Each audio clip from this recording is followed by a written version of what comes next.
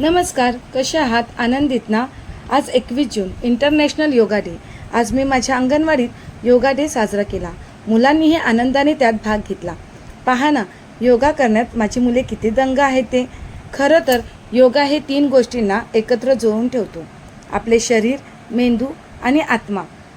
लहानपणापासूनच योग केल्यामुळे मुलांचे शरीर लवचिक बनते. तसेच मुलांमध्ये ऊर्जा निर्माण होते. योगामुळे खूप सारे आजार बरे झालेले आपण पाहिले आहेत. तसेच मुलांचे स्ट्रेस व राग कमी होण्यासही योगामुळे मदत होते. योगामुळे मुलांचे वाचन केलेले लक्षात राहते. असेच योगाचे खूप सारे फायदे आहेत.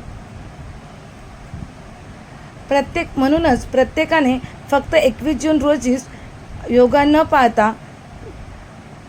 दिन न पाळता तो रोजच्या रोज आपल्या जीवनात उपयोगात आणला पाहिजे.